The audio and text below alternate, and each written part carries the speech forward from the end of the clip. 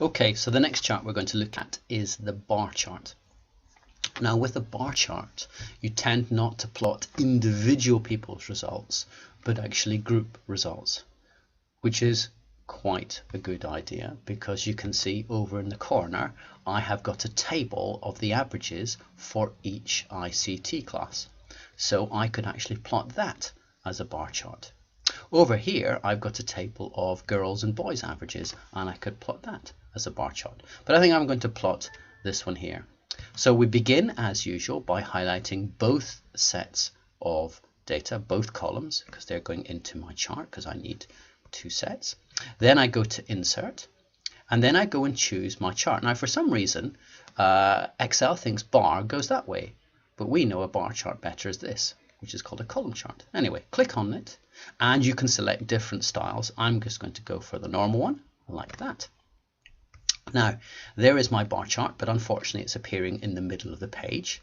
So if I go to the right-hand side, top right-hand side, I'm going to move its location by clicking on New Sheet, giving it a better name, so bar chart of balance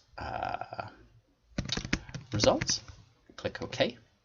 And you can see my chart is now in its new location over here, looking nice and big. So I'm going to make some changes to the design of it.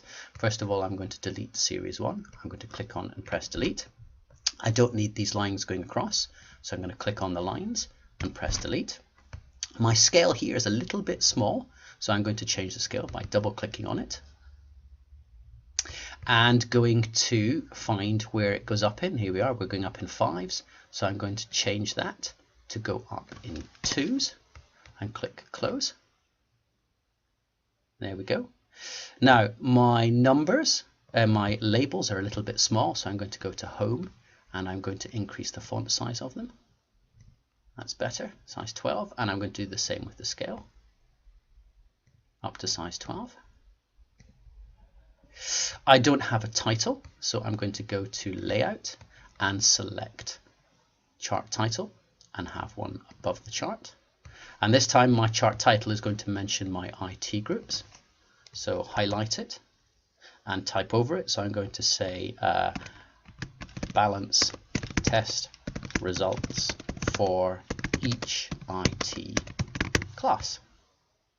And hopefully that will catch up with itself and you'll see the title. There we go. Oh, I've got blanks. It's a bit silly. Double click to go inside it. There we go. Now, my bars look a little bit thin compared to the width of each section. So if I double click on the bars, I'll get a box that comes up with the gap width, which is set at 150. And if I just reduce this like this, you can see the bars get slightly chunkier, which I like. Let's close that.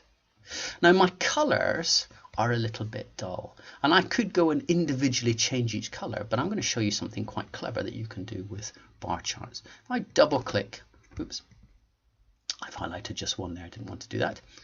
There we go. If I double click on the bar and go to fill and select picture or texture fill, I can fill my bars with a picture that I've saved. So if I go to file,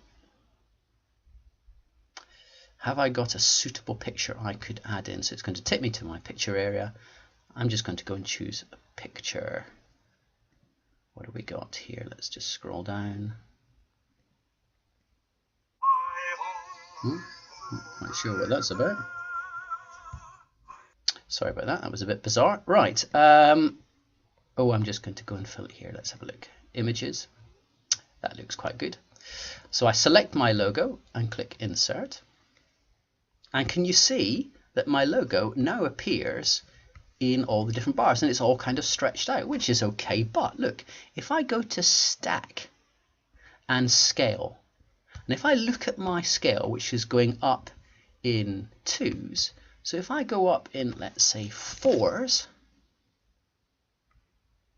and click off and press close, can you see that I now got a bar chart made up of individual images, and when the image isn't quite right, can you see it cuts off a little bit of it? I'm sure you could find a better image like that, but actually I quite like that as a style. So there is my bar chart with my title and my changed colors for my bars. I haven't yet done my labels, which I really should do. So if I go into axes titles, and if I go into horizontal title, and I should really go and add these in as well, but I'm just going to stop it just after 1 so you can see tutor, oops, not tutor group, IT group.